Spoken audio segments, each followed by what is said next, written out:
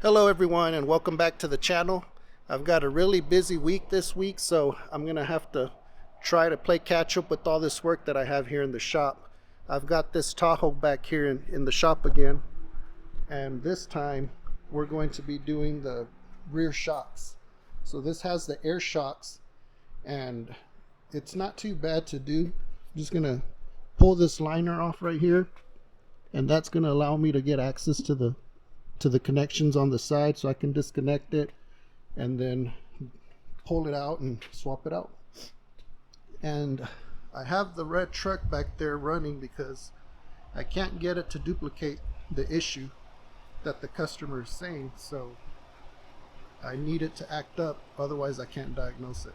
Right now it doesn't show that there's anything wrong with it, but the customer says it's left them stranded a couple times, so the problem's it's obviously there, but we just don't know what it is yet. Then still waiting on this other customer over here because, like I mentioned before, this one needs the intake taken off, so I can't really access that number 4 cylinder unless I pull this intake off. And there is a circuit issue from the test that I've run, but I can't really see what's going on yet until I pull that intake off. And obviously it's going to cost money just to pull that intake off, and the customer needs to, confirm that he wants that done first. So that's what we're waiting for now. So I might actually pull this one out of here because I don't want it just sitting here until he decides to do it. And I may start working on this other one over here that has a misfire. So I need to see what's going on with that one as well. I've got some diagnosing to do, and diagnosing can be time consuming sometimes if you can't get it to do what it needs to do in order for you to find the problem, and that's what we're kind of working with right now. Okay, so I got the shock out of there already. I ended up just leaving this on here. I was able to sneak out the top bolt without having to take this off, so it saved me some work. But you can kind of see where the bottom part goes. The top part goes up there. This is the old one here. It's already cracking. It's going to be the new one that's going in. So let's get it put back together and see how it does. Okay, and there it is. Back in there. Whole new unit. Now I just got to start the vehicle. I'm going to go ahead and start it and let the airbags air up while it's up in the air. You don't want to do that when the vehicle's on the ground because you put a lot of pressure on it, so it's better to let them inflate while they're still up in the air. The hardest part about this job is getting this bottom part in there, because you have to push up on the shock to compress it so you can slide it in there, and then you got to line up the hose so that you can slide this bolt in there. And it's hard to do whenever it's just you doing it by yourself. So obviously this has a lot of pressure, so it's not easy to compress either. So it's probably better if you use 2 people for this, if you have help. If not, you're going to struggle a little bit like I did.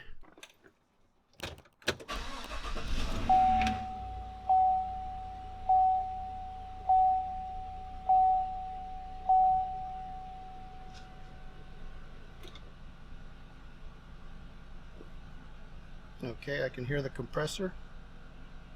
So it stopped right there. So that means it's holding air. So I think we're good. Up next, I'm going to be working on a car that I personally like. It's a Shelby GT500. This specific one right here is a 2008. It's pretty much bone stock other than a K&N filter. But what I'm going to be doing is I'm going to be replacing the alternator, which is right down there. You can kind of see it tucked under there. So in order for me to get access to that, I'm going to have to remove a few things. So I'm going to have to take that intake off.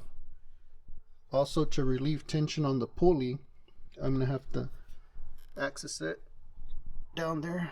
Probably can't see it, but to get a little more accessibility, I'm going to remove this just push it out of the way so I can get a little more visibility and access to that tensioner pulley. Okay, so this job is actually going to involve two things. First of all, there's a few things that I have to take off from the top, and then I actually have to raise the car up because the alternator is going to have to come out from underneath. So I'm going to get all the things that I need to remove up top first, and then we'll do all that underneath after that. Okay, you can see the alternator there a little better. So I need to take the tension off the belt so I can remove the belt, and then there's some bolts up top that I have to get to from there. And that's why I'm taking this off first, and then I can get the ones from the bottom. Okay, to remove the intake, I'm just gonna loosen this up here, disconnect this hose right here, this one, and that should allow it to pop off. Okay, I already got the intake off, got the pulley off from the belt. And another quick note, these bolts on the top, they're not going to come out all the way because it hits the frame. So whenever you put the alternator back in, those bolts have to be in there before you start putting it together. Otherwise you'll never be able to get these top bolts on.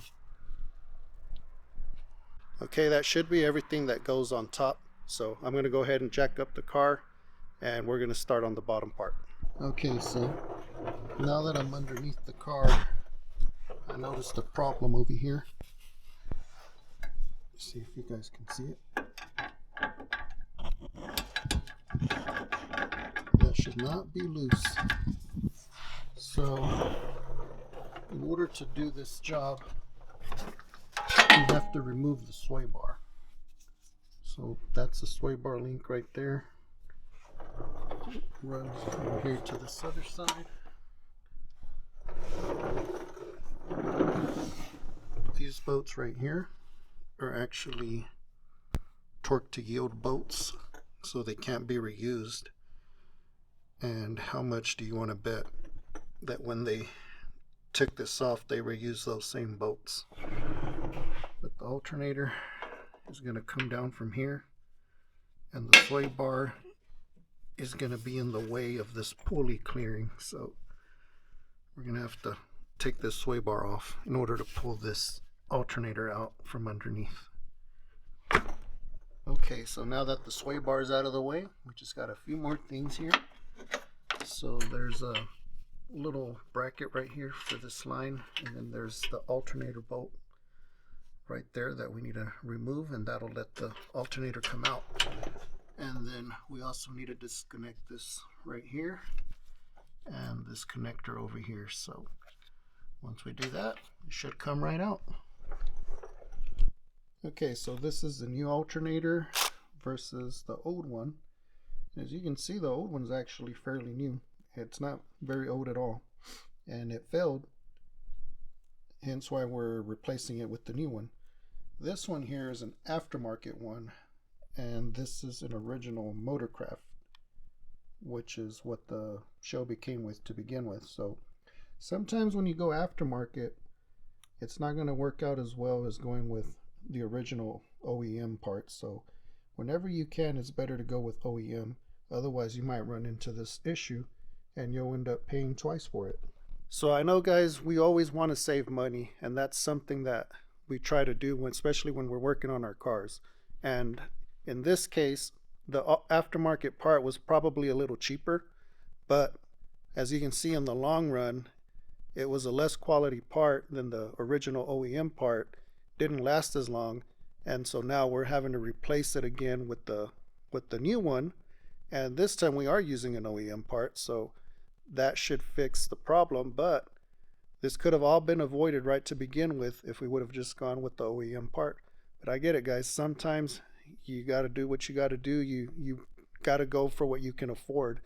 But just know that sometimes taking these lower quality parts can come back and cost you a lot more money in the long run. After further inspection, I actually found something that I didn't like with this new alternator.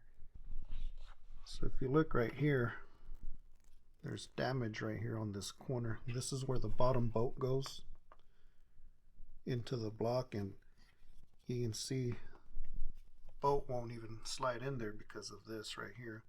If I break this off, it's still going to be uneven, so it may not sit flat and possibly be uneven. You know, the pulley's going to spin on this. These things have a supercharger that's spinning along with that, all the accessories, so anything that's off balance could cause problems with the supercharger building boost, or could cause the belts to break, and so many things could arise from something not being the way it's supposed to. And I wouldn't put this on my car like this. Even if I could break this off and put it on, I wouldn't feel comfortable doing that on my car, and I wouldn't do that on a customer's car either. Another thing about it is if they dropped it to where it caused that bad of a dent on there, who knows if the internals could be damaged as well. So I don't want to take that risk. This is something that I really take to heart. I want to make sure that the stuff I do is high quality work and high quality parts. This is probably a good quality part, but the fact that it was dropped and damaged, I just don't feel comfortable using it like that. So I'm going to go ahead and return this one and try to get a new one for the customer. Okay, so I was able to get a new alternator. This one's good from what I can see. Also, we need to put these new bolts on the sway bar. There's the part number if you need it. And these will need to be torqued to 52 foot-pounds. So I'm going to go ahead and get this stuff installed and see how it goes.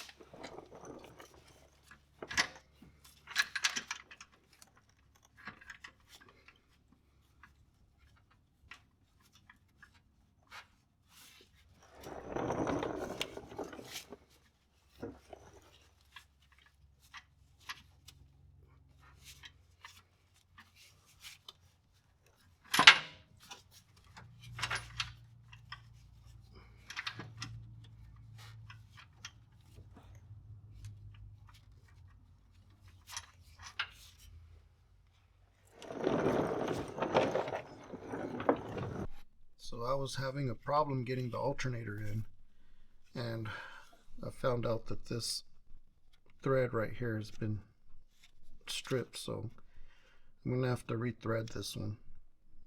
The bolt would not go in. So whenever they did this the first time, they must have forced that bolt in there and cross-threaded this thread right here. So now I have to repair it, otherwise the new alternator is not going to go in. Okay, so I just fixed the thread. Let's see how that worked. Yep, I can tell right away now it's working.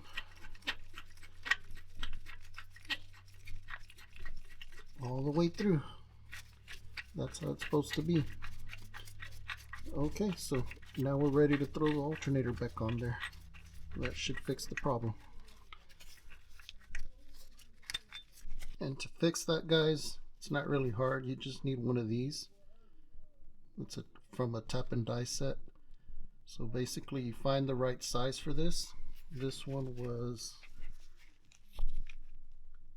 an M10 1.5, and the way it works is you put it in there, you get it started. It's got to be even. Of course, I've already repaired it, so it's going to go easier now that I have it rethreaded. But once you get it in there, then there's a little tool that comes with the kit that you use to turn this, and you work it all the way in until it cleans up all those threads. Then you work it back out and you have your threads fixed. And that's how that works. Okay, so everything is put back together. Alternator is in. And we got the sway bar with the nuts torqued to their specs. We got a tight connection over here on this. Remember, it was loose to begin with, so that shouldn't give any more issues. And up above,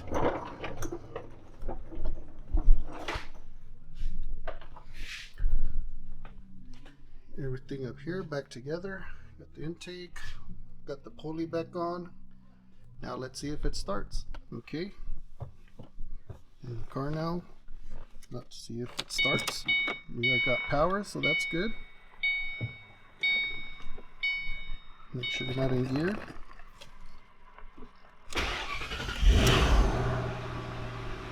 That's what we want to hear. So before, this car wasn't even starting, and now it's working like it should. So that should be everything. Okay, so that completes the install on the alternator. It was pretty straightforward. There was a few complications, but we were able to get them addressed. We got the right alternator. We've got the right parts this time. We replaced the bolts to make sure there's no problems with the sway bar like there was before. And now it's going to run the way it should. And with that, I'm going to end the video right here. If any of this was helpful to you, don't forget to like and subscribe. If you have any questions, just leave it in the comments and I'll see if I can help you guys. Once again, I really appreciate you guys watching, and stay tuned for more. Thank you.